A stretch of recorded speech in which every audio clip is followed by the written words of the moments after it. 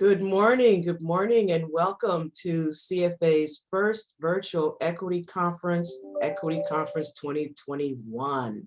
So glad that you all are here and joining us today. We will be digging into a great conversation, answering some questions about how CFA became the anti-racist and social justice organization we are working toward. I won't say became because it's a constant awareness and a constant vigilance to be anti-racist and socially just. We're going to begin today with the land acknowledgement and centering, and then we'll introduce our guest and get into some Q&A with you, our participants. So I'm going to read the land acknowledgement. I invite you to situate yourselves comfortably and to give honor to those folks on whose lands we live, work, organize, hope to live on one day, were raised on, et cetera, et cetera. We want to acknowledge that we gather as the California Faculty Association on the traditional land, in my case, of the Toombs indigenous people, past and present, and honor with gratitude the land itself and the people who have stewarded it throughout the generations. This calls us to commit to continuing to learn how to be better stewards of the land we inhabit as well.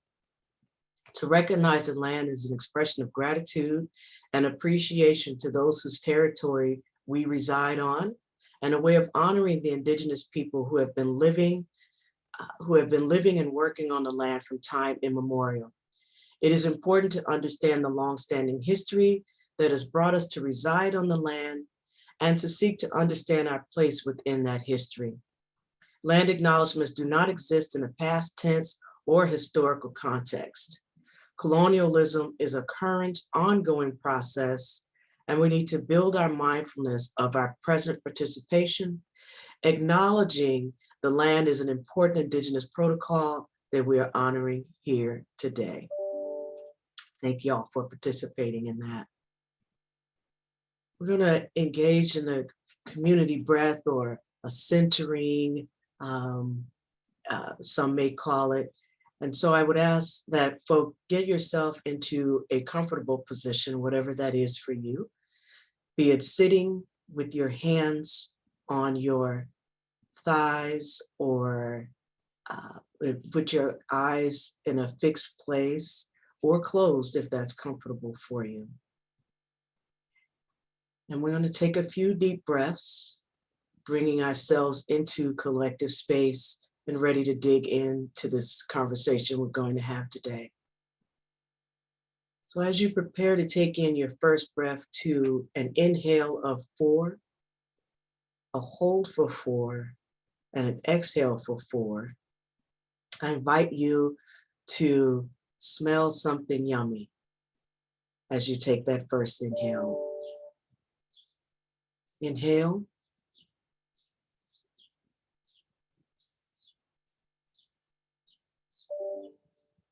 And exhale.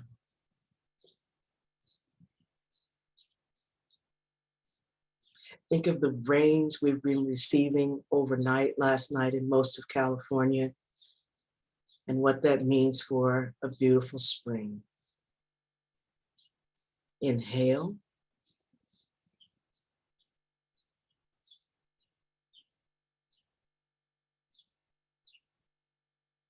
And exhale. Now take one final breath to the count of 4. Hold for 4. And then exhale to 4.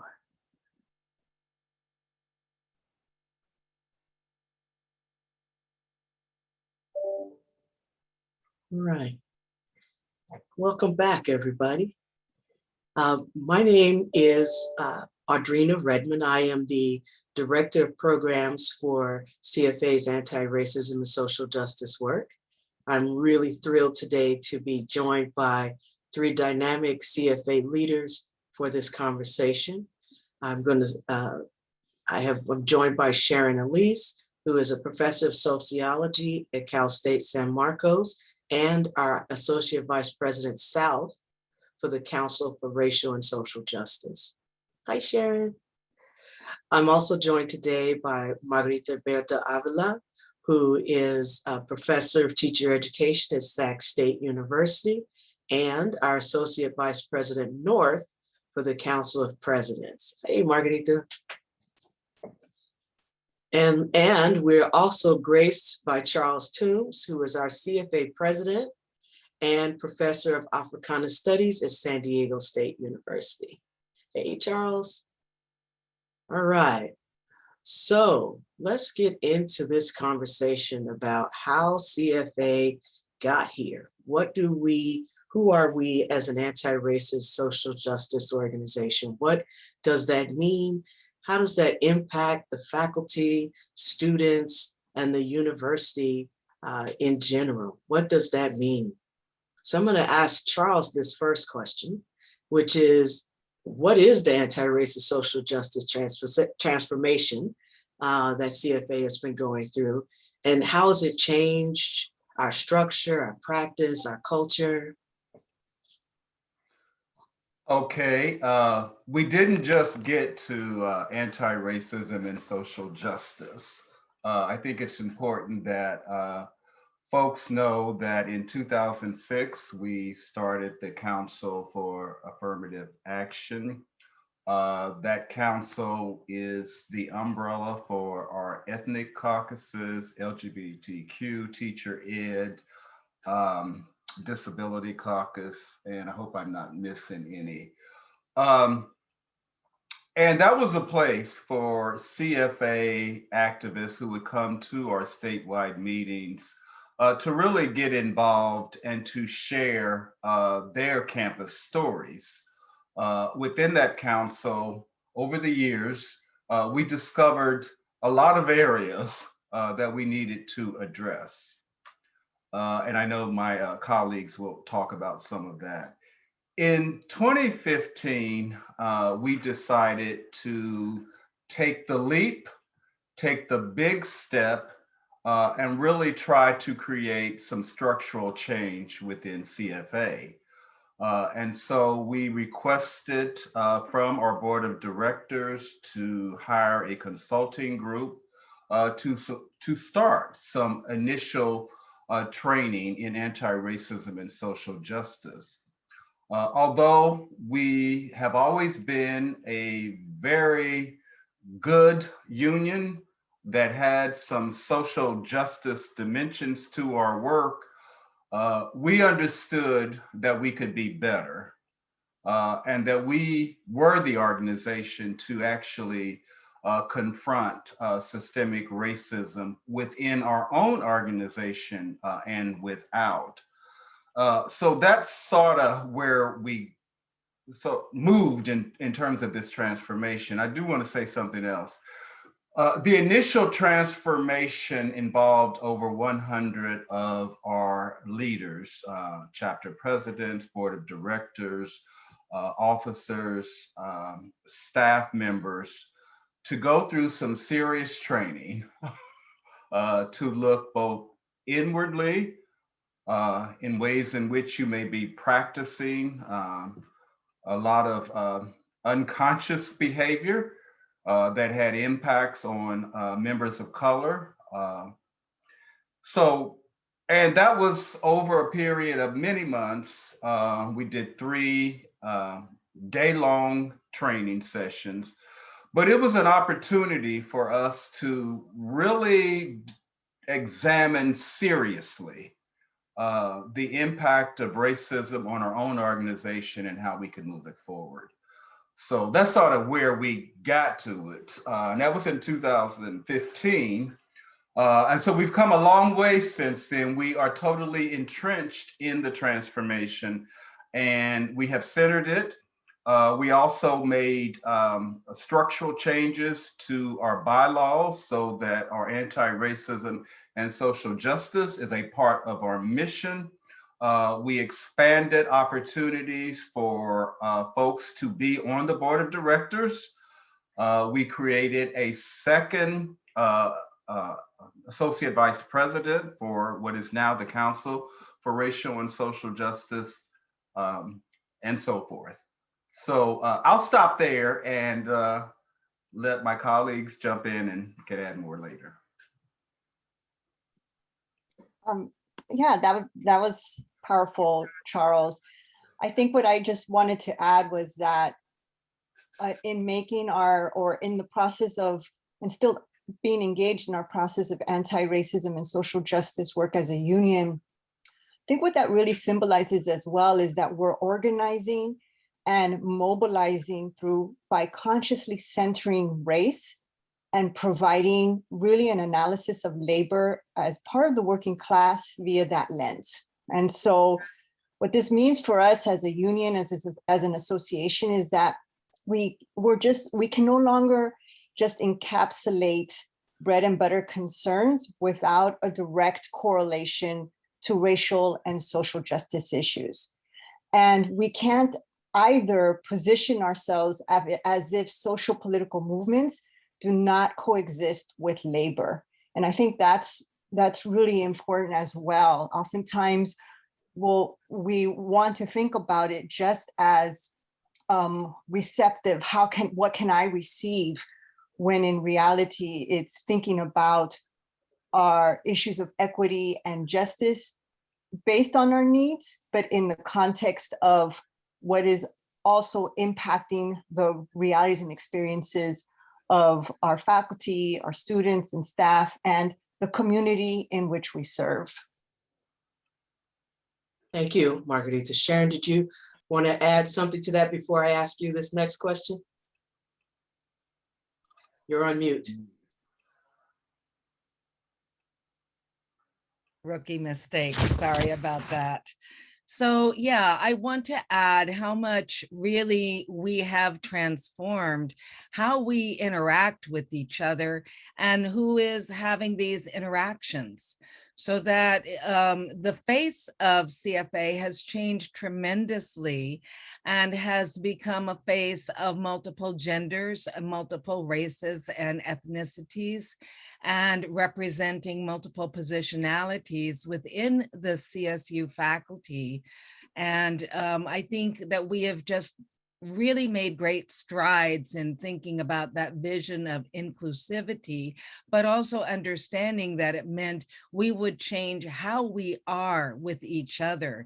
And I think one of the most striking examples of this is a little statement that goes at the bottom of the agenda for all of our meetings. And that says, if we notice anything going on that smacks of white supremacist practices, and that is promoting racism, that we will stop.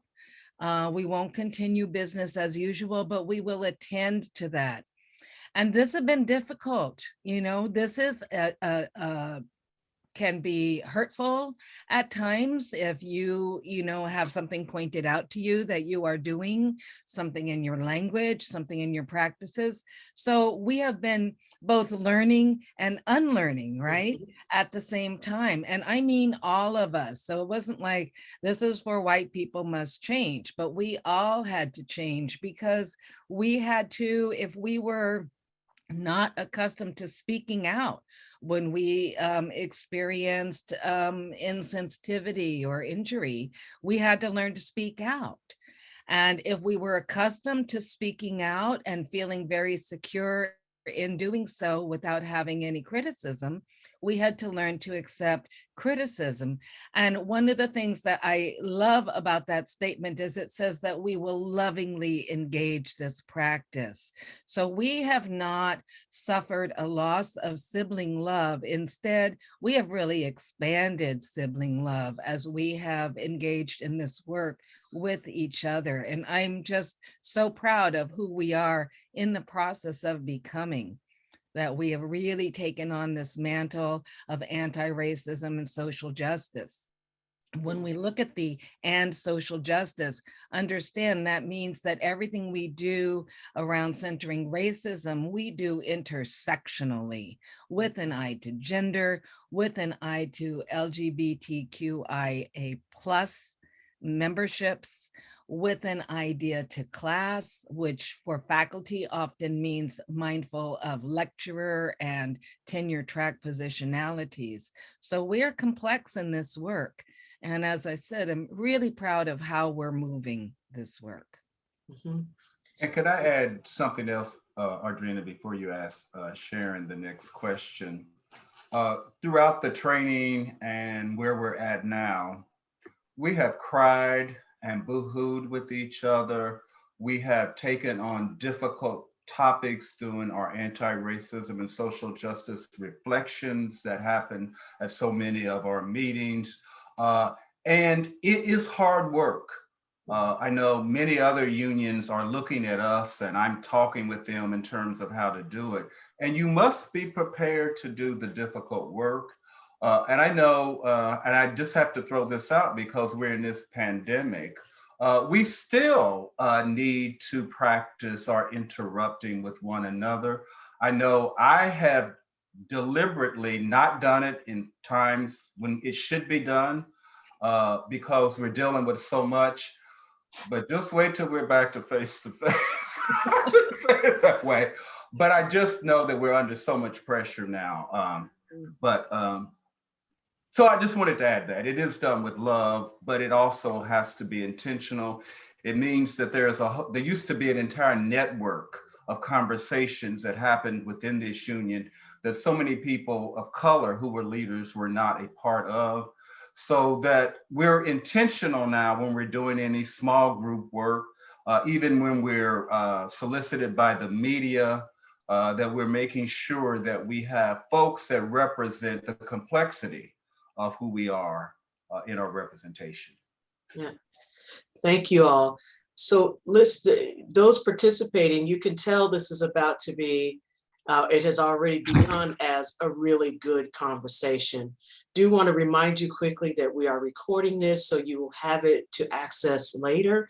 We'll be posting it on our CFA YouTube channel within the week. Also, the Q&A feature is enabled, so use it away. We may answer some questions today, other questions we may answer later. And you can see that we have ASL interpreter as well as closed captioning for you. For the closed captioning, if you want to use that, you need to, at the bottom of your screen, click on the button that says CC. We invite you all to also take notes using the editable PDF conference journal book that you were sent as part with your registration notification and the Zoom link for today. And otherwise, we look forward to seeing you for the other discussions of this equity conference. So back to questions now. So I'm gonna, Sharon, you did go last with the last question, but I still wanna ask you this question as conference co-chair, both for the 2020 Equity Conference and the 2021 Equity Conference. What role would you say the Council for Racial and Social Justice plays in this transformation? The council really is facilitative in its role. And I think that's the most important way to put that, because the council members are all campus representatives. And so they cannot move everything alone. We have to always facilitate participation from active members. And so that means that our role must be educational. You know, what are we trying to advance and why? And what will be the positives that will come out of this? If we're engaging particular campaigns, such as with our demands to address anti-Black racism, then we may not all already have that knowledge of why we're advancing particular demands, for example, around policing or student resource centers. So we individually have to educate ourselves. Then we have to engage with our campuses. And at the same time, we need to be in conversation with each other throughout the state in order to direct the work. And so in addition to the council, we also have a core of leaders we refer to as the ARSJ core. And these leaders have been recruited from the council and from the caucuses, which also really feed the council much of its vision. So those caucuses, the African American Caucus, the Chicanx, Latinx, Women's Council, API DESI American Council, Native American Indigenous Peoples Council, LGBTQIA+ Council, the Teacher Ed Council. Each of these councils has a unique lens on issues and problems within the CSU that confront not only faculty, but also students. And so again, they feed that vision to the council. The council in turn helps to bring that multiple lens to the campus, to our work. And so in this way, it's a very organic gumbo that we're serving up here. And I hope that makes any sense to people. It's always a delicious concoction, I will say that. Just and really, in this way, we think it's so important for things to bubble up from our members. And so what leaders share then becomes something that has bubbled up from our members, concerns they have brought forward, insights they share from their particular lens of their particular caucuses or their particular positionalities. And this then can become, you know, the work that we do with that guiding lens. And I think this is absolutely critical to the work that we're doing to advance anti-racism and social justice. Mm-hmm. Margarita, as a former chair, co-chair of the Latinx caucus, would you have an addition to, or want to add anything to the question, what role does the Council for Racial and Social Justice play in CFA's transformation? Absolutely. I loved your response, Sharon, which is so on point. And I think also when I think about Sharon's response, it also makes me think about or reflect on the organizing that is happening across the state as well as on our campuses. And I think one of the things that is important is that we definitely center the council and the principles of the council in our work. And so it's really critical to know that we don't see this as an appendage or something on the side as far as, oh, okay, we're doing our union work. And oh, and here, by the way, here's our ARSJ work. And I think that's one of the things I was trying to share earlier, right, is that we're really shifting how the work of the business of the union and really centering as we're sharing our ARSJ principles. And one of the things that I've noted with respect to that work is that we are able to collectively, through our chapter leaders that are our ARSJ representatives, they are able to collectively dialogue about what is happening statewide, as Sharon was talking and speaking about, but then come back to the chapters and be able to organize those agenda items from the council through the chapters. And so, and in that context, we're able to mobilize in coalition with other entities on campus. I think about our organizing around ethnic studies and having it be a requirement. That was not just the work of, that was major work of our council, but we had to really organize on our campus as a union with the leadership of our council leaders to obtain and really make sure that ethnic studies requirement was understood by our colleagues, as well as its implementation right now being done so in a way that is respectful to the discipline of ethnic studies. And so and there's many other examples as far as that work. But then as Sharon shared, the council also is an opportunity to put forth concerns that we are experiencing, and then to have that solidarity with one another, because we know that a key factor of not organizing or or systemic structures use is that of divide and conquer. And I think the council really is critical in disrupting and interrupting that space to divide and conquer, but to really have formulate our solidarity with one another. So if I'm fighting for immigration rights, because that might not be your reality, doesn't mean that we're not fighting for this together, or we're fighting for centering Black faculty, because that's not necessarily my reality, doesn't mean that we are not going to be in solidarity with one another, because ultimately we're talking about social justice unionism here, right? Where a component, like I shared earlier, is our bread and butter, but it does not evade the political movements and labor issues that coincide with that.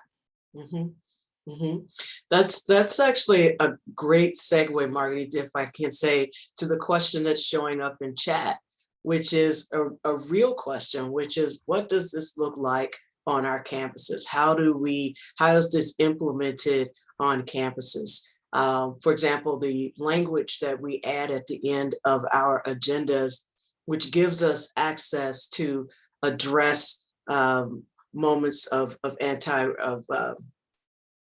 gives us the ability to interrupt moments of bias and moments of discomfort during our meetings. But how does that translate on a campus level, especially among our CFA chapters, and even to the departments on campuses? How do we do that? That's the question coming up from the Q&A. Well, I can take a first attempt, and then Sharon and Charles, we can build on that. But I think definitely there is some structural components that can be done to set a foundation. Definitely having within our union chapter an ARSJ leader, right? That is going to be, or leaders on our campus in particular. I don't feel it has to be left to a singular person. I think we work better collectively together to be able to bounce off ideas and what have you. And I think also, like mentioned earlier, the framing that though we have our ARSJ leaders, we are, right, as a whole, as CFA doing this work, together, and so not as an appendage.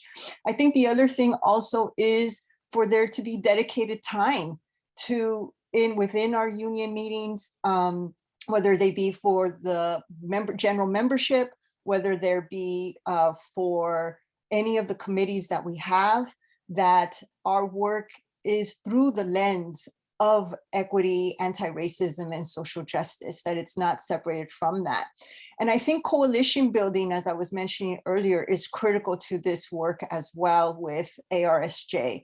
Going back to the example of ethnic studies, our union statewide, as well as in our chapters and through the leadership of our ARSJ leaders, worked collectively and in solidarity with ethnic studies faculty, ethnic studies departments, in order to move this work, right? Currently on our campus, for example, we are in coalition with our ethnic studies departments, but we also have another coalition because of a Black faculty member having having the police being called on him.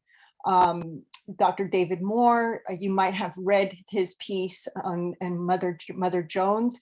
And so a coalition has been formed in that framing to be able to push that work, and inviting obviously the expertise and the value and the work that our members have in having a venue to do this work. And I think that's one of the most important things that often we might lose sight of, is that CFA, and specifically our foundational principles of ARSJ, is the venue that we can utilize to mobilize, organize our anti-racism social justice work. And we're seeing this not only with our union, but across the nation with teacher unions and other unions in which they're really trying to organize for the common good.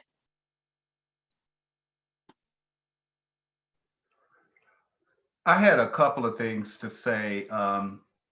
and I want to talk about what is happening at the chapter level, but also I wanted to go back to the council for just a second. The council is the vehicle by which we actually develop leadership in CFA. I think most of our current officers have come through the council, and I would be remiss if I did not mention Dr. Cecil Canton and all the work he did for the council and in moving us to the anti-racism and social justice transformation. I recall he came to San Diego State for, I don't know, a diversity luncheon. And I was complaining about the leadership there, that I just couldn't identify with it or get with it. I've been a member ever since I became a CFA, ever since I became a faculty member, but didn't see any real need to get involved with the California Faculty Association as an activist. And Cecil said, well, you just need to get involved, lead, take over if necessary.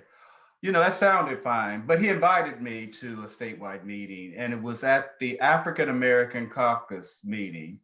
And I think it was the first meeting, I believe. But at any rate, by the time that African American Caucus meeting was finished, I was co-chair of the caucus. And then not shortly after that, I was co-chairing my first equity conference. So it is the way by which members express their concerns with their chapter, with their campuses, but actually can move into leadership. Now, in terms of how our work is evolving on the campuses, some campuses are much stronger in moving this work than others. I absolutely agree with Margarita that it does not need to be on the shoulders of the Council for Racial and Social Justice rep. The entire chapter needs to take ownership of the ARSJT work. But we are seeing a lot of movement with our work. Initially, you know, it was sort of side work for chapters and for even the field staff that was working with them. That is not the case anymore, but we still have a whole lot of work to do. But in terms of how this might translate, I'll just use myself as an example, particularly as Sharon has already mentioned at the bottom of our agendas, we have this statement that we can interrupt. And although my university senate did not have such a statement anywhere, I was empowered by CFA's statement to interrupt a lot of racist behavior, either at Senate exec or in the full Senate meeting. And I think we're getting more and more of our folks who are feeling empowered to do this because they know that they will have support as our campuses are trying to deal with the aftermath of the murder of George Floyd and others. They had all these platitudes that they are going to be anti-racist and they're going to create systemic change. And we know that was a lot of talk, but nevertheless, that sort of language is out there. And so many of our folks are empowered to raise issues and not be quiet like they might have been in the past. Mm-hmm. Thank you. I think, Sharon, maybe you can speak a little bit to the concrete work of how we are working to prepare both our CFA leaders, as well as to encourage our CFA members to be engaged or more present or more mindful of anti-racism and social justice. And yeah. Yeah, this is, as you mentioned at the outset, this is ongoing work and it's never done. And you're never in just one spot with it. So you can't say, well, I started back there at point A and now we're up here at point Z and we're all here. No, some people are at A, some are at D, some are at G. And so it continues because as people come into the organization, even as new faculty are hired, we welcome them to CFA, we introduce them to this work, and we welcome people to this work. This is not an exclusive club. This is a come on in and get your hands dirty. Come into the sandbox. There's enough sand for everybody, right? And so as new member activists are recruited into positions with CFA, then we introduce them to our principles of anti-racism and social justice, but also people who are not member activists are introduced to this work. And we have a number of workshops we have put together for this purpose. And we're constantly reviewing these things. The wonderful thing about being in a union of academics, it will satisfy your nerdiness, I promise. Yes, because we are constantly studying what are some better ways to communicate these things. How can I better explain, what is going on in an interaction? And then we talk about interrupting racism. We realize, oh my goodness, we're just focusing on social interactions. How do we begin to interrupt the practices and the policies that also contribute to institutionalized racism and other forms of oppression? So we're constantly studying, learning, bringing in new members who have new insights about how to communicate these things. And that's a beautiful aspect as well. So we have these workshops we bring around to the campuses. Some of you may have gone through an implicit bias workshop. That was our first iteration of anti-racism work, where we introduced people to the Harvard implicit bias study and had people do the practice test and look to see, well, what biases did I have that I'm not aware of? And how can I begin to be mindful of these things as I'm engaging in my work? From there, we went to interrupting racism. And then from there, we've been trying to even deepen the kind of scenarios we present to people and the different ways that they might interrupt those scenarios. And the beautiful thing is that as we bring more and more faculty into this practice, they have ideas, they bring more scenarios. Well, you should have one on this kind of thing. I see this all the time on my campus. Right? And so it's, again, this organic process where we can all come in and get our hands dirty. This conference is another aspect where we can bring in really experts from elsewhere in the field. So you see, we have some major keynote speakers that we're all going to learn so much from. So that's another way of kind of formal education to continue. And these are just some of the ways that we are continuing the work. On the campus is a little different because we're constantly figuring out, how to get people to a meeting. And we found that giving people lunch is a great way to get people to come to a meeting. Too bad we can't do that right now. But we started Lunch and Learn series, and we found that this was a great way to have faculty come together, sit down and listen to our podcast series. And these are wonderful series. They're short recorded interviews done by our wonderful moderator here, Audrina Redmond, and really helping people understand some of the anti-racism principles that we're working from. What does it mean to say we're going to center anti-racism and social justice? Why would we as a union do this? How is it that this is union work? So those things. So we listen to a podcast together while we're chewing on a sandwich or some salad, and then we discuss it and talk about, well, what does this look like in our environment? And I think that that's been a really wonderful way of bringing people into the work.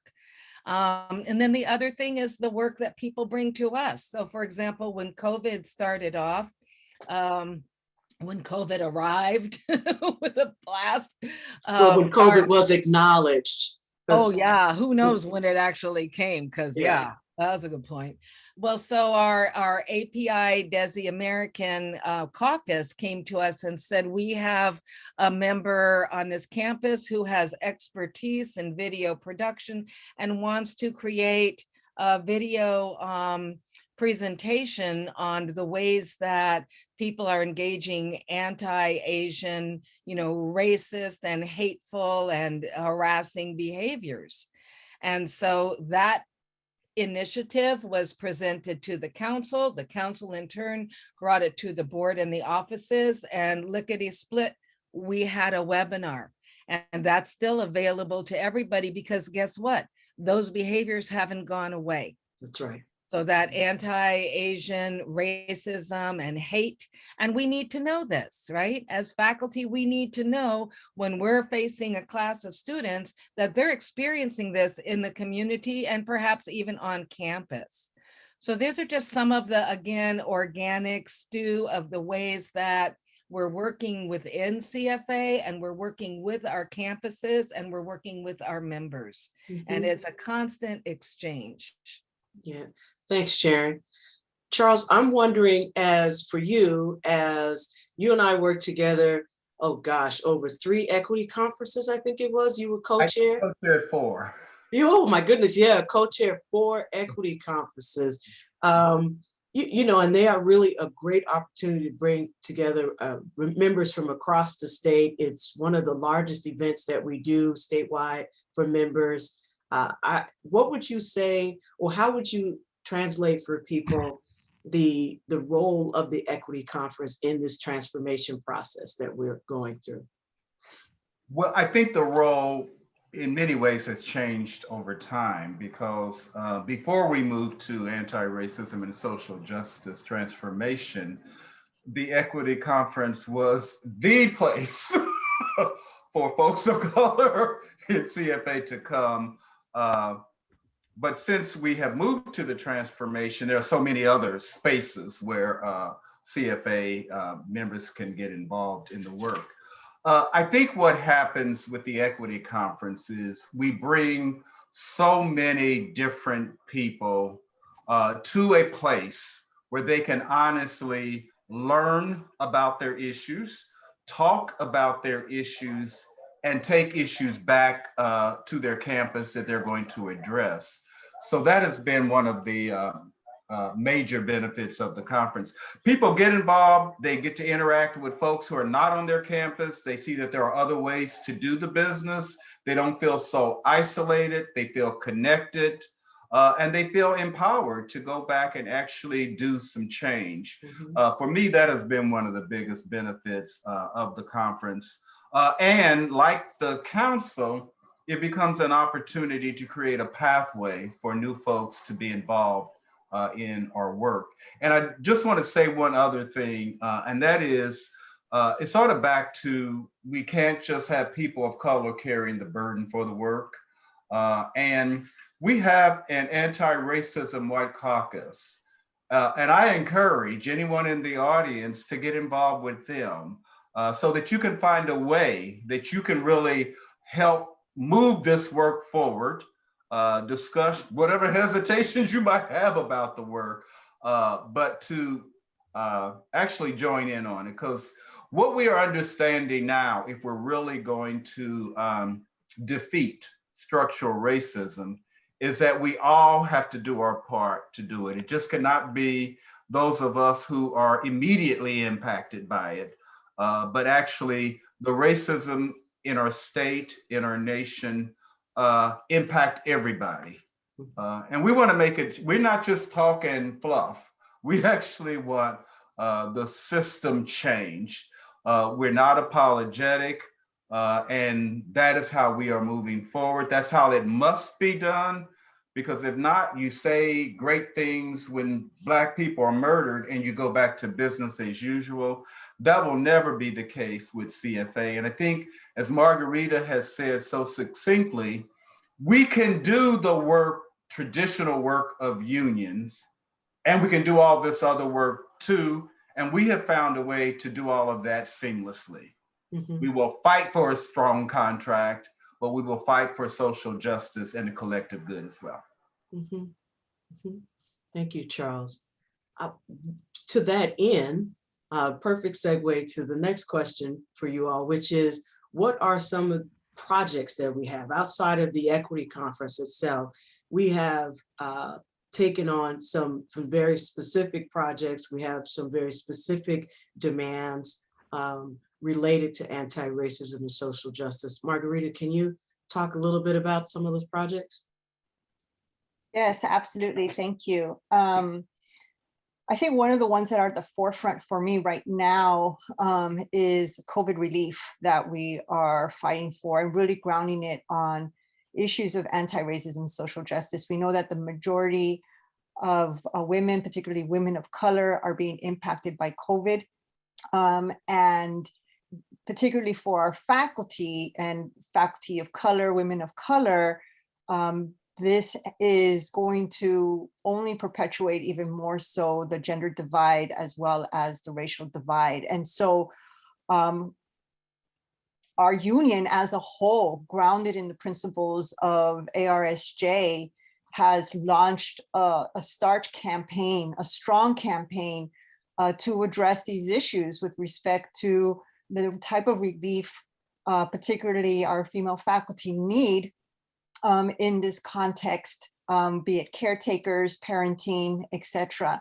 And so that is a critical issue right now that we, and work that we're doing, that we're not only addressing at the Chancellor's office with our leadership, CFA leadership, and those that are bargaining at the Chancellor's office, but then also addressing at the local levels. And this has really galvanized individuals that were always CFA supporters, but now really, I think, clearly seeing how our union is here to organize with them collectively around these issues with respect to COVID relief and the impact that it's had, the impact that it is having. And so a parent caregiver coalition work group has formed with the support of the Women's Caucus, that's part of the ARSJ, and as well as the CFA leadership across the states. And so that has been quite critical in our work. We are continuing to galvanize around immigration issues. And let's be clear, the immigration issues are not just found within the Chicanx, Latinx communities, right? This is across various communities, Black African communities, as well as Asian American, Desi communities. And so we have to really expand, and that's been some of the work that's been happening, expand how we're organizing collectively around this. And we have been, as CFA, taken strong leadership roles around really protecting our students that are undocumented and faculty that are undocumented on the campuses, through really pushing for Dream Resource Centers, pushing for different types of support, really being critical on with respect to INS, or not, immigration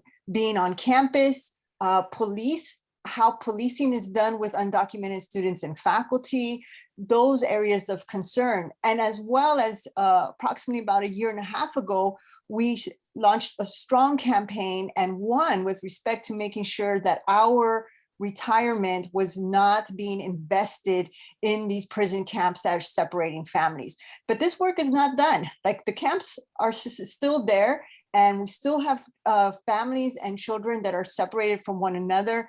And so we are continuing that work of, like, based on the new administration at the national level, what is it that we need to be thinking about, and how do we need to now continue the organizing to continue to protect particularly our students and their families and their communities in these times. Those are just a couple, but I'll definitely ask Sharon and Charles to build on that. Please. Yeah. I would just point to, I think that's excellent, Margarita. And I know just today that one of our e-board members is bringing a resolution to our academic senate to remove the name of Craven, who is a white supremacist, who notably said, if you look like you come from Oaxaca, you should carry an ID that proves that you don't. And he was lauded for establishing the campus of San Marcos. He was in the state legislature at the time. But his name graces one of our buildings and the street going to our campus. And so there's a resolution to remove that name, in the same way that we see this movement across country to remove different symbols of white supremacy. But then I also want to point to what we did that I am so proud of as a union after Breonna, after Ahmaud, after George Floyd. And we were, we could have just been paralyzed because we were emotionally distraught by what we had seen. And we were all triggered by the daily news, but we knew that we had to move. We had to engage action to address injustice. We could not just sit and wallow in our grief. And so we really doubled down and we said, okay, we are going to pay attention to specifically anti-Black racism. We are going to look at how does this show up on our campuses and what kind of steps do we need to take? And so we put together a group to look into that. And immediately this group came up with about 10 or 12 different points that first and foremost, we needed to honor Black lives. So we immediately articulated with the Black Lives Matter movement, which was so instructive to us. And of course, we know this is built on principles of Black feminism, which is an intersectional approach to racial oppression. And so that really, in many ways, shaped our outlook. We knew we needed to say that Black lives matter, that they are precious and should be able to experience joy. And then we thought, well, what do we need when we come to our campuses? What do we need when we are students? What do we need when we are faculty? We know that we need, as students, we need Black faculty. And there's such a dearth of Black faculty across our campuses. Students need resource centers, student resource centers where they can go in, know that they're going to meet other Black students, be able to share their experiences, but also centers that can foster mentoring and support for them through their experiences. We know that they need Black counselors. There's a dearth of counselors for all students, but we see that even though the counseling staff is really small on each campus, it's overwhelmingly white.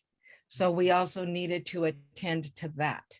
And then as we look at what Black faculty need, we know that Black faculty research is too often undervalued and marginalized, if not simply disparaged. We know that Black faculty suffer from not having people who understand their research and pedagogies reviewing them. So we also needed to take a look at that and how can we improve that situation? And how can we relieve the burden of cultural taxation that falls on Black and other faculty of color, and so often on women and LGBTQ faculty? And this we can really only do by really transforming our hiring practices and our reviewing practices and really making an effort to diversify the faculty. And so we codified all of these things into a set of demands that we refer to as our demands to address anti-Black racism. And we have been advancing these demands every time we meet as the Council for Racial and Social Justice. We talk about how we are advancing this work on our campuses.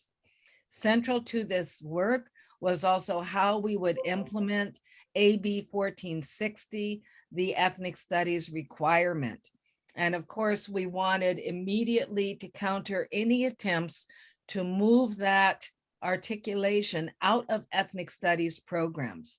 So we wanted this to really do what it was intended to do: build up ethnic studies within the CSU, create a place, if you will, a safe haven for Black and other students of color to be able to come to a space where their culture is respected, where it's mirrored back to them, and where they can flourish and be mentored by people who understand and even come from their experience. So that is some of the work that we've been doing that's very specific to addressing what we've seen in this country with brutalization of Black bodies. And so, of course, central to that is also a campaign which SQE, our student interns, has picked up to disarm the police, demilitarize the police, and hopefully to get to the point where we reimagined safety on our campuses. Because prior to 1975, we did not have armed police. And they certainly were not militarized, and they were not walking around with dogs like on my campus, bringing the police dog into the Black Student Center specifically, which is really a form of terror. And so that's some of the work that we have been doing specifically to address anti-Black racism. I'm very proud of this work. Thank you, Can I Sharon. add to not too Please. much? I don't even like to call it a project, but it is our work as a union, which is to negotiate a strong contract. And we currently are negotiating a successor contract, and we have a campaign around it: rights, respect, and justice. But within it, we are trying to move our ARSJ principles forward. We are looking for fairness in student opinions of effective teaching. We know there's so much bias that particularly faculty of color and women experience in the student evaluation process. We're looking to find ways to have lecture permanency and job security. And that is a social justice issue. We know that lecturers are the majority of our instructional faculty. Sharon has already mentioned cultural taxation. We have an article on that now, and we want that to be permanent. And we actually want it labeled cultural taxation. And that is the article that addresses extraordinary service in support of student learning.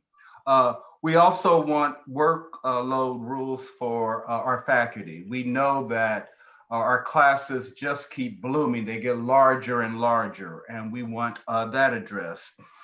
We know that it just sort of the COVID crisis has certainly made it critical in our understanding of the impact of the need for mental health counselors on our campuses.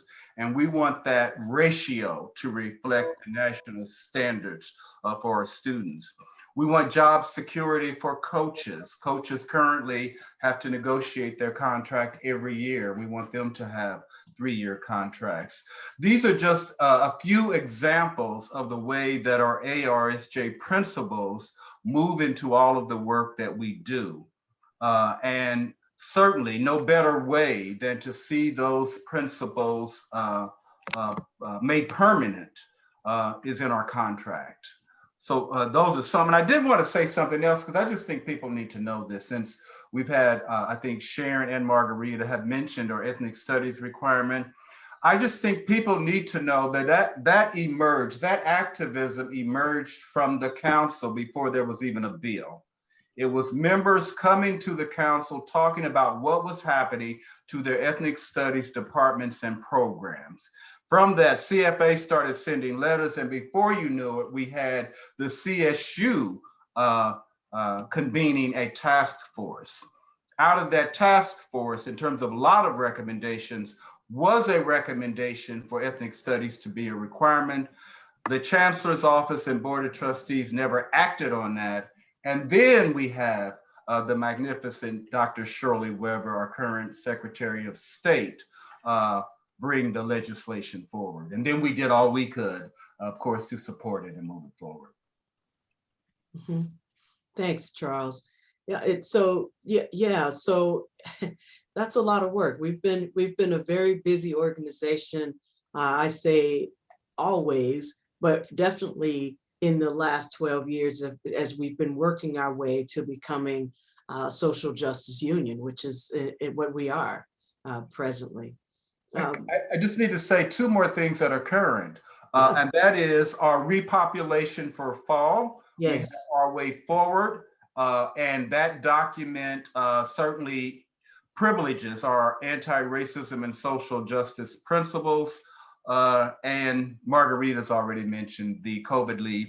And so we have our way forward document. We know that in order for us to return face to face, there are many things that must be met, certainly the availability and accessibility of vaccines, but we also don't want any policing of folks. And we know that is often happens to our faculty, students, and staff of color. So just wanted to throw that in and not to prolong, but the projects continue and the ARSJ work is in all of them. Yeah, I think what you all, a way to summarize what you're saying is we are operating from a racial justice lens. So we are looking, we've done the process of looking through our CFA policies and procedures and our own hiring practice, but are also looking at that for our collective bargaining agreement and the processes that happen on campus, which is being conscious, mindful to ask yourself the questions: how do these policies affect, include, or exclude by Black, Indigenous, people of color, members of the LGBTQIA+ community, members of the disability community? How are folks feeling a part of the university, and or how are they being excluded from the university or CFA? And that's multifaceted. So everything we do, I believe we're presently doing with that or those lenses, because those are actually multiple lenses. We have to remember to think about everybody in the siblinghood, as we might say. But heading back to our conference, can we talk a little bit with the racial justice and the social and racial justice lens?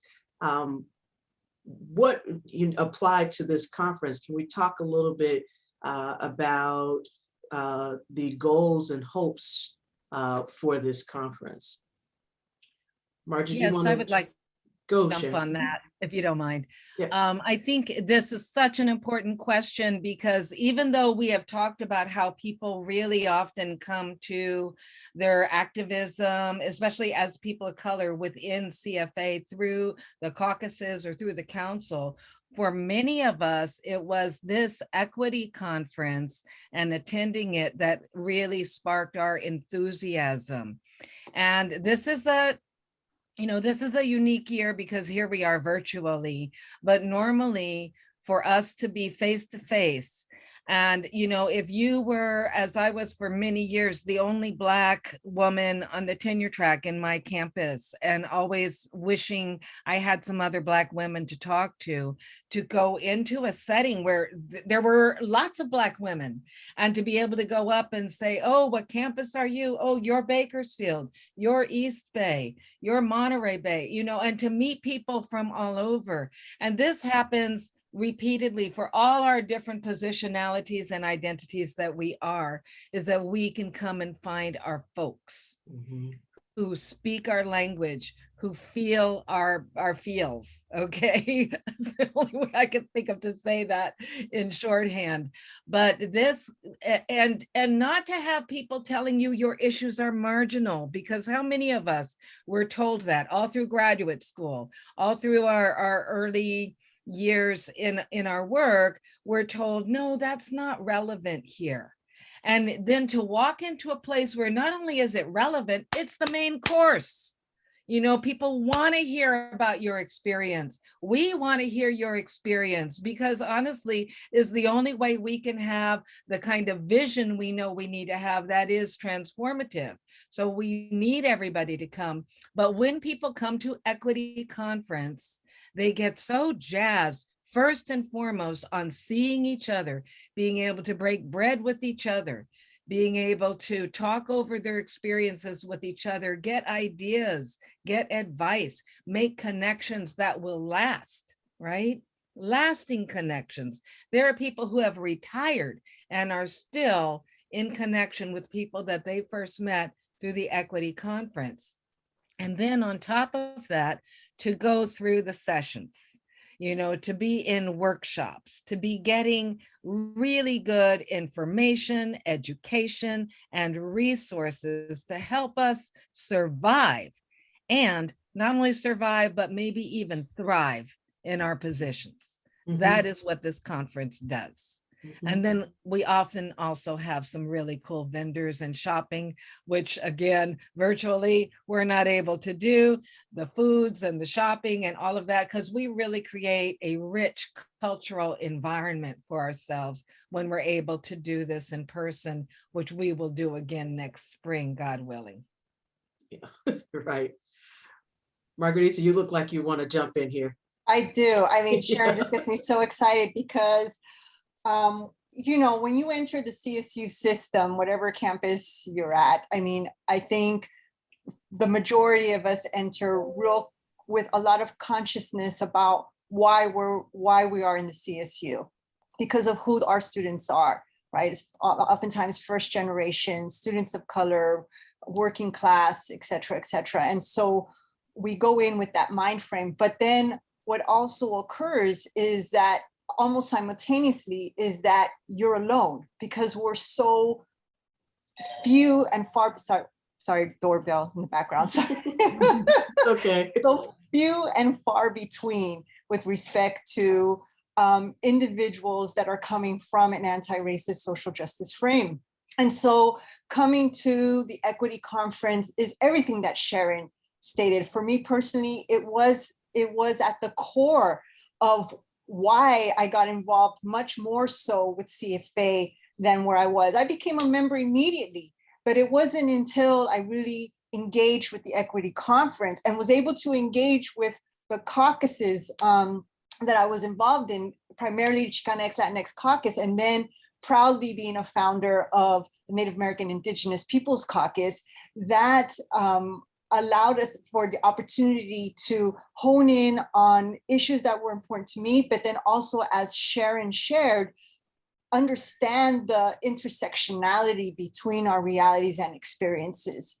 I think what the equity conference also does, that I have viewed now over the years, is that it does allow us to have a platform for organizing.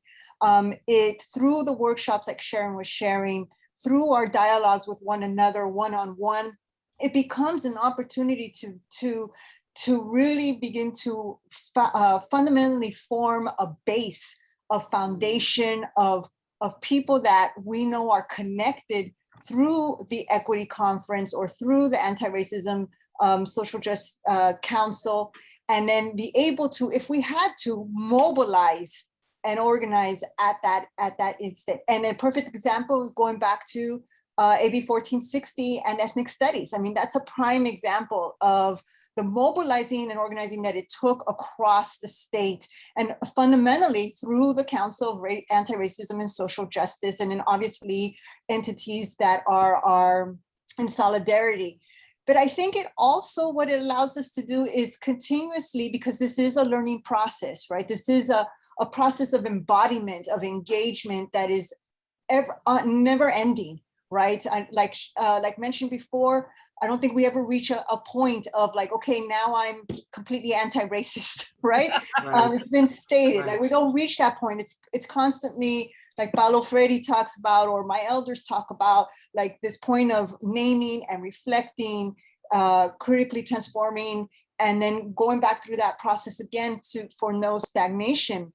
But in doing so, it allows us to really have those dialogues about institutionalized racism, about white supremacy, right? And racism. And then just how that is implicated in our daily practices and really in our working conditions and interactions with community inside and outside of the institution. And so the Equity Conference allows us to continue to lift that veil that sometimes can be in front of us, because we can become so entrenched that sometimes the very policies that we say or structures that we say we're against or want to counter or interrupt, we might be perpetuating just because we're so entrenched in it, right? And so having these opportunities to critically challenge each other in a constructive way, right? Not to like, oh, I'm gonna throw you on the bus now, you just said the wrong thing, right? But to really just be able to push each other and challenge each other to grow, and to be able to utilize what people are doing on different campuses to be able to then help us strategize and organize on our own campuses. And I think that's what's been fundamental for me, for many. And to have that space, not a safe space necessarily, but a trusting space, right? A trusting space in which we can be able to, where we can really go and think about where we're at and where we're moving forward. Because we know how safe spaces have been used, right? And then see, me being able to even say that, right? That's what this is about. But not only say it, but like Charles said earlier, then for us to mobilize in it. And a great way to start is through our caucuses. And if you ever have any issues in contacting the caucuses, you can directly contact your field rep from your chapter, and then they can directly contact you. You know, we're still trying to figure out the world of platforms, right? And so there could be things that we don't even realize that might be happening as to why you might not be able to connect. But always feel free to contact your field rep of your chapter, and they can directly contact you with the chairs of those caucuses. And that's a great place to start, and then expand and build.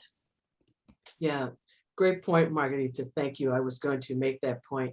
And to another question that's coming up in the Q&A, folks are really appreciative of this virtual space.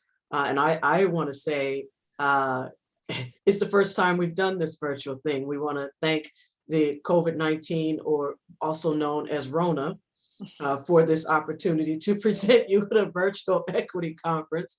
And I believe we'll be doing this future forward in odd years. So we will have an in-person equity conference in even years and a virtual equity conference in odd years. Am I right with that, President Toombs? You're right with us having an equity conference every year. That certainly is something that we have to do. It is too important to the work. Now, I don't know about that. One year it would be virtual and 1 year face-to-face. I'm hoping face-to-face, but maybe it will be face-to-face 1 year and virtual the next. Yeah, that's what I thought. I would love for officers to have a discussion about it being face-to-face every year. But I wanted to add, and maybe that won't work, but what I wanted to add to the equity conference, it is a conference. So it is about the topics, the presentations, the academic part of it, but it's also about the social and the human and coming together, the camaraderie, the connection. And certainly for our theme last year and this year, it is about our co-liberation and how we can all assist in doing that work. So we'll have discussion, but it will be a, every year we will have something moving forward with the equity conference. Yeah. I think it will be huge next year, because if we are able to come face to face, the dance party will be beyond next year. beyond. We'll be fighting over who is going to DJ that mess. Oh my goodness. Or who's the best karaoke singer?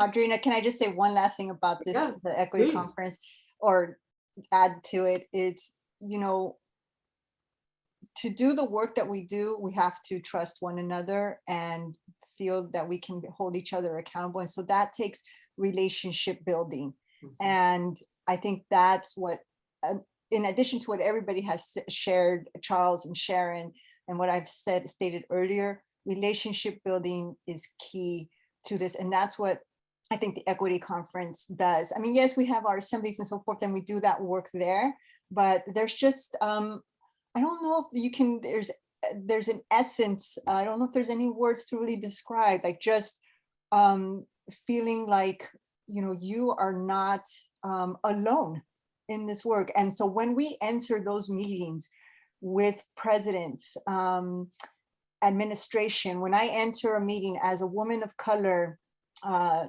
Chicana Indigenous woman of color, and I'm facing a white patriarchy, you know, in front of me, I know that though I'm there in that meeting by myself with, you know, Janet, who's our field rep, and maybe a couple of other CFA faculty activists, though there might be a few in that moment, literally, I know that in essence, I have everybody from the equity conference that I have met, or my union siblings that are, in this work with me together. They're in that meeting with me. And I draw from that strength, and that only can happen with the opportunity like the equity conference to build those relationships and to continue to nurture them and foster them throughout the years. And I just want to add, the equity conference is special. It is really a special event for all the reasons that Sharon and Margarita have said. Yeah, if we think about some of the themes that accompany our overall theme of connecting for co-liberation, we can see how Equity Conference addresses those. Some of us experience hypervisibility. Anywhere we go on our campus, people know who we are. We can't achieve any anonymity. If we're not at a meeting, people will say, "Where were you?" Others of us are invisible. People don't see us, they don't remember we exist, and they never mention our group membership, and our group doesn't have a visible presence on campus. Equity Conference addresses both of these issues because we're able to come, if we're hypervisible, we're able to merge into a group of others who share our identity. If we're invisible, we're able to merge into a group that everybody can see and reify our culture.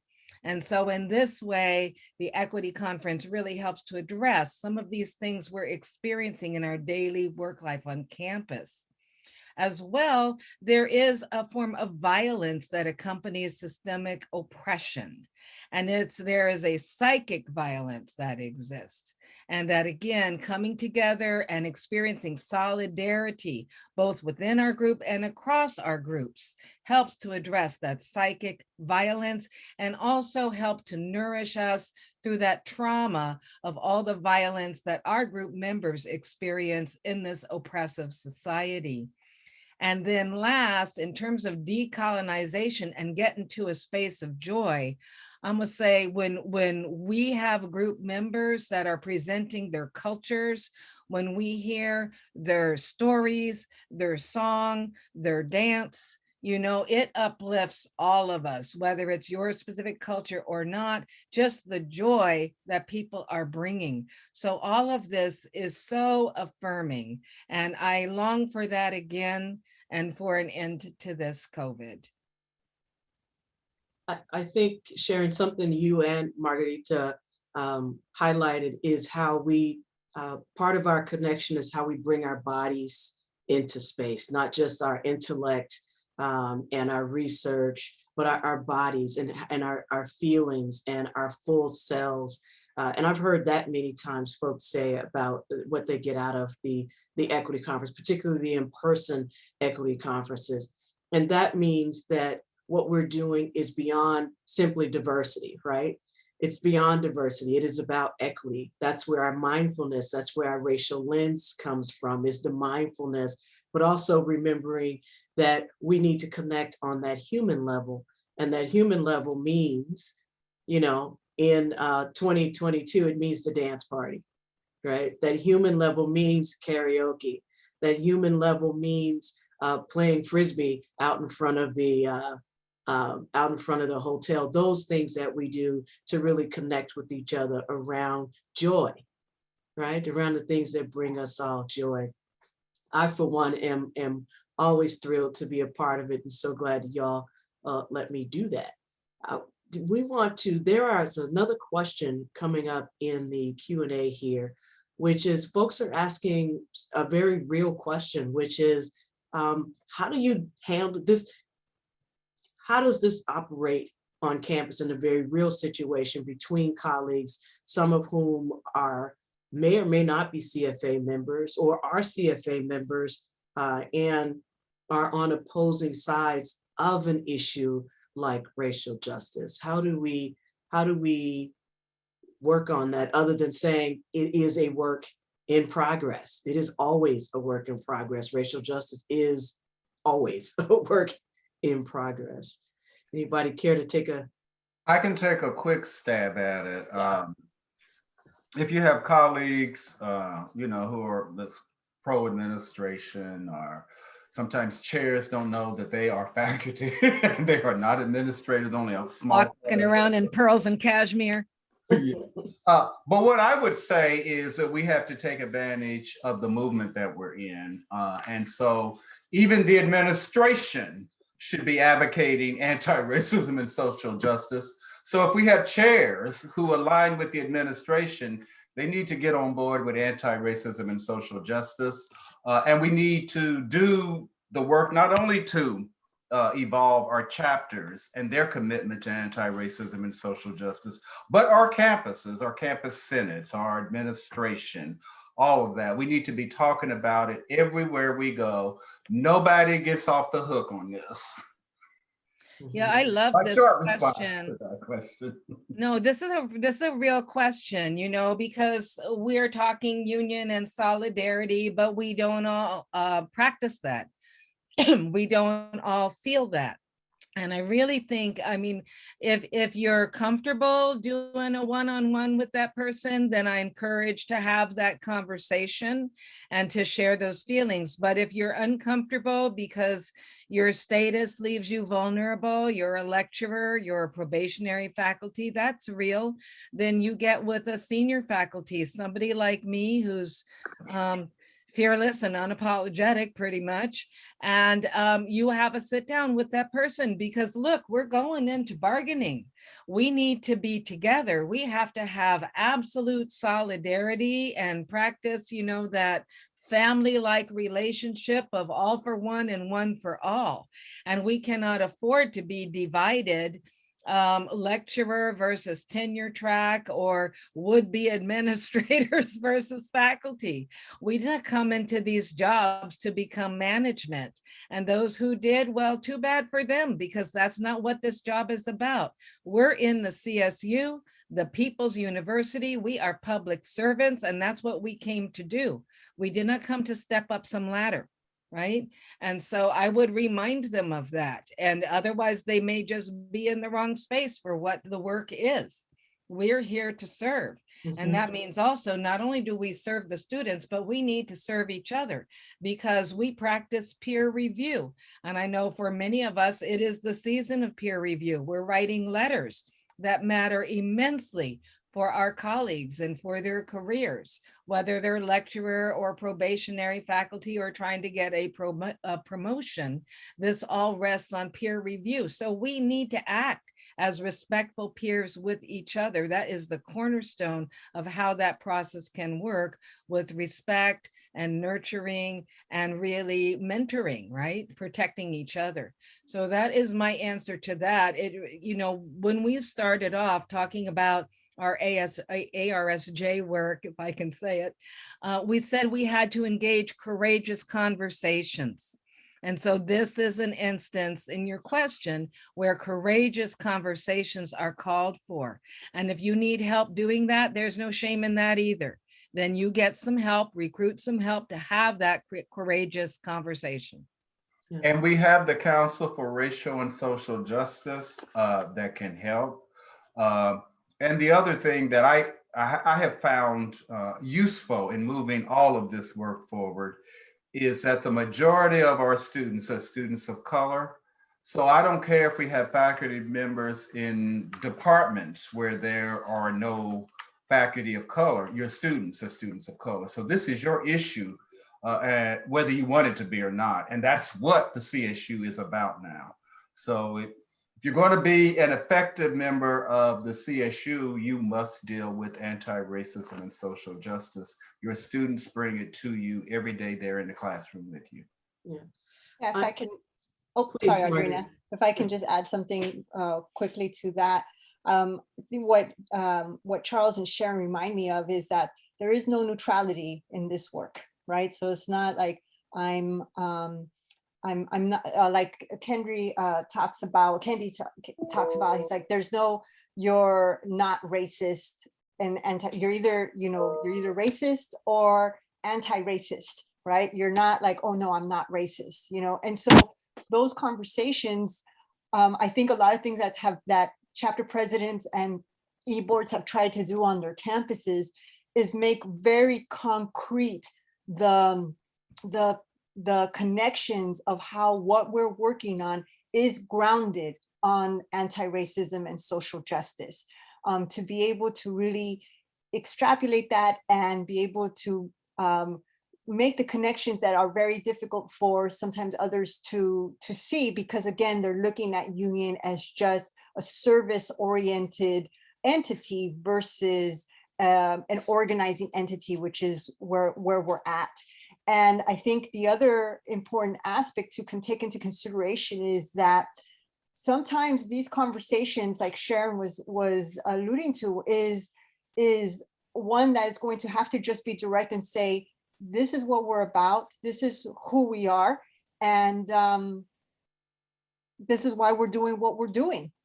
And sometimes we will unfortunately lose a member, right? And you know, that's not easy. That's not easy for us to take, but we have to then reflect on how can we continue the political education that is important in order to move this agenda forward. Because like Charles says, this is what the CSU, where we are going, I would say, as the CSU, what we are pushing and pressuring the CSU to do, right? And, you know, Chancellor Castro right now is an important example of how he himself is not practicing justice or equity at all. In fact, he talks about being bold, but his decisions that he is making, or lack of decisions with respect to COVID relief, lack of decisions with respect to negotiations on repopulation, lack of decisions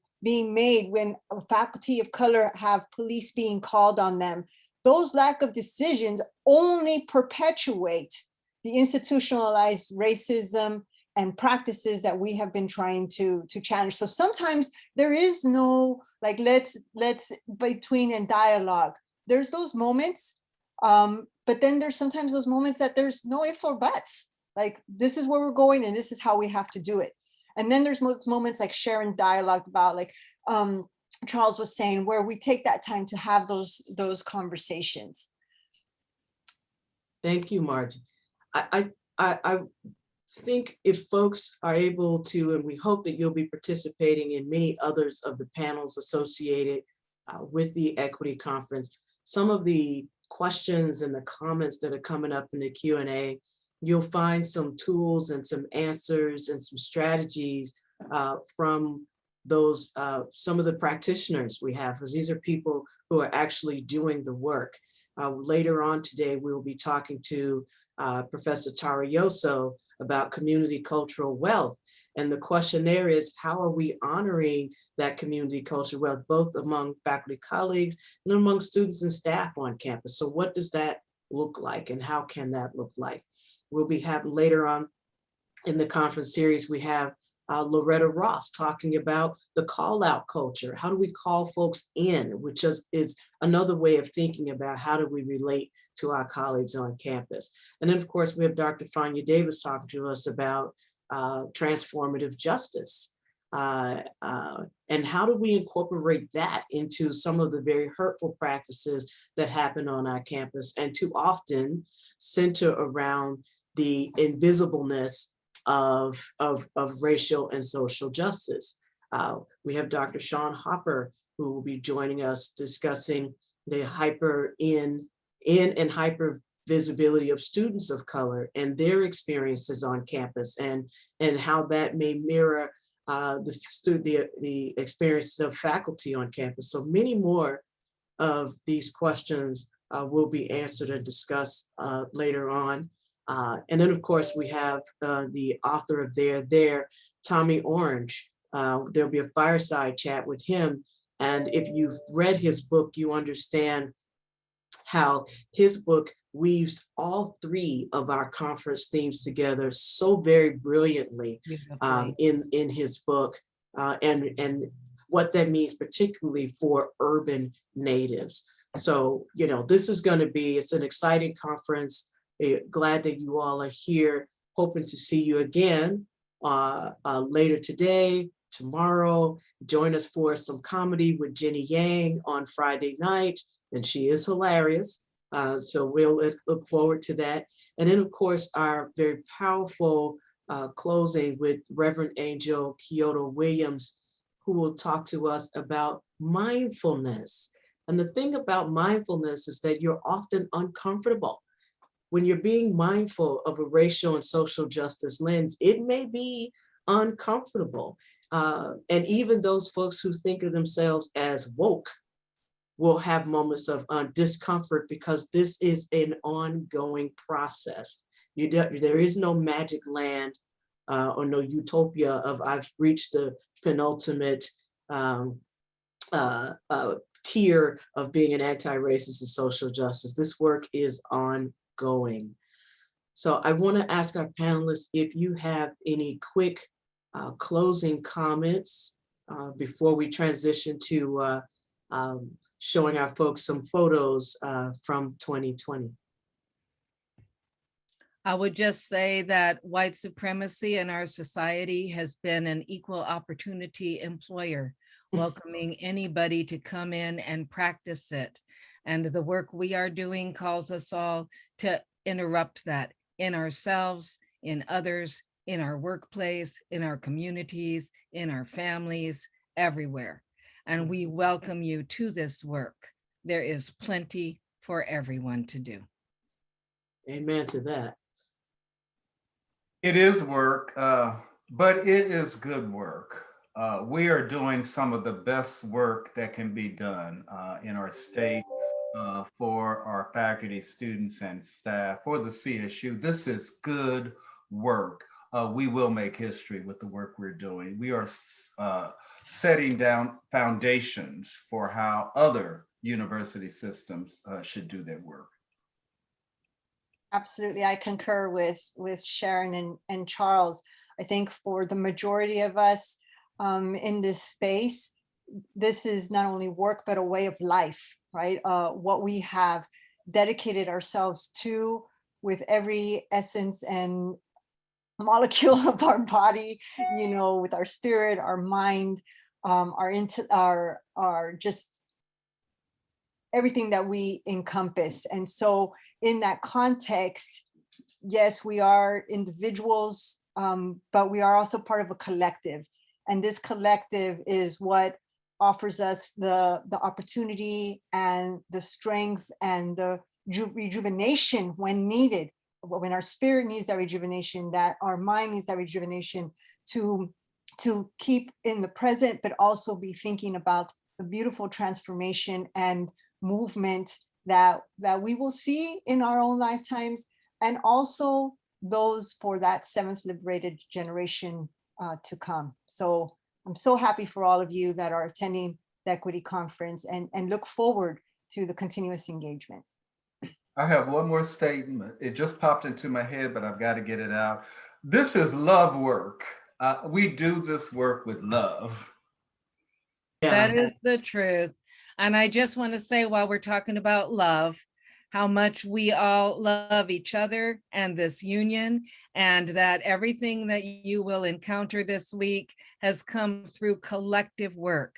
So behind all of us, alongside all of us, with all of us is a whole team of people we want to give a lot of thanks to. And we want to particularly call out Audrina Redmond, who is here, our moderator, superb. And without her energy and insight and vision, this would not be the wonderful conference that it is.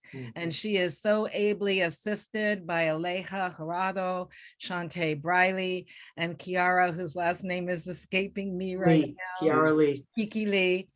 And we just really want to thank all of them and our interpreters that are here with you. That's so beautiful to see that sign language. I've always wanted to learn that. Really appreciate all of you. And most importantly, you who are attending, because without you, we have no purpose, right? You give us our meaning, and we hope that you find this meaningful. Thank you, Sharon. And on that note, I want to thank the panelists and thank our participants for being here, and invite you to stick around for a bit. We're going to do a slideshow of some photos from Equity Conference 2020, which was very busy and active and a lot of fun. And also want to remind folks, we've been posting throughout this conversation a series of links where you can learn more. Please feel free to visit those. And if you're not yet a member of CFA, click that link that says join CFA and or share it with colleagues that you know are not members of CFA. And on that note, Aleha is going to start some music and our photo slideshow.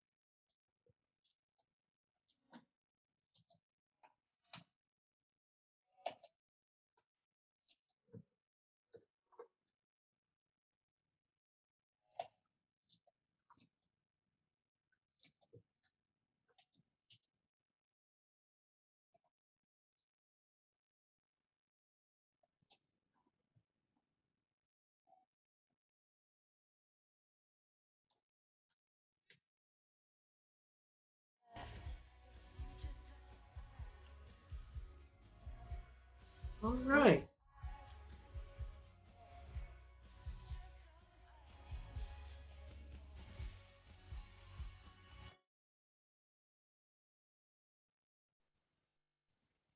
This was from the workshop. This is from the quilt project, the quilting, the Liberation Quilting Project, which is really great. People came in and did some panels, and we will have this hanging in our Sacramento office soon enough. Don't know. Yeah, it's a workshop on ally versus co-conspirator. Charles gracing us. That's Dr. Shakti Butler from the World Trust. Mhm. He's in the quilting room, making himself a quilt. That was such a fun project. I love this, don't touch my Oh, I hair. love that. Uh-huh. Oh, Sophia. Our keynote, Sophia Moja. Beautiful.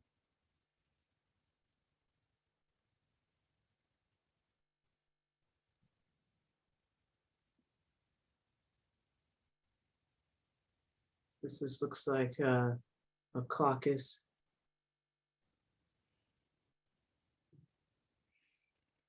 History timeline exercise workshop. Lauren Cannon gave a great talk on Amazing. trans invisibility and hypervisibility. This is Cecil Canton. This is the LGBTQI plus committee, the APITA caucus.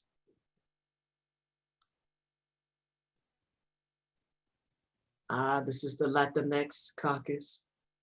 Chicanx Latinx caucus, Wow. yes. Yeah. Some more quilting panels. Amazing. This was our close, that was our closing conversation where we talked about belonging, othering and belonging.